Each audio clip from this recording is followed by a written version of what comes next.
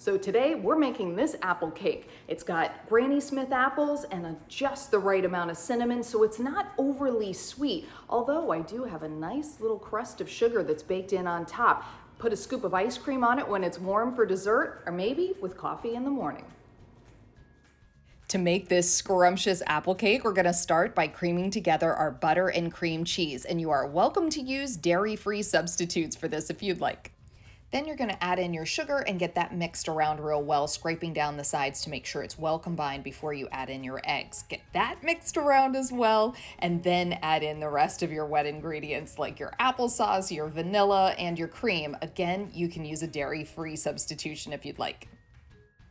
Then you're gonna add in your dry ingredients like your flour, your baking soda, salt, and cinnamon. Get that all mixed around again real well, scraping down the sides a couple of times before you add in your apples, and you wanna stir those in by hand. Make sure to grease and line your baking pan with parchment paper before pouring in that beautiful batter.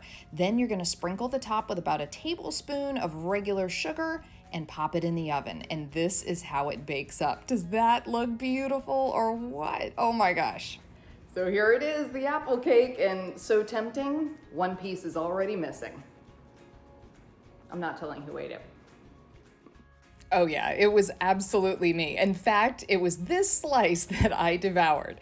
You can find this recipe at homewithshay.com. Shay Ryan, ABC Action News.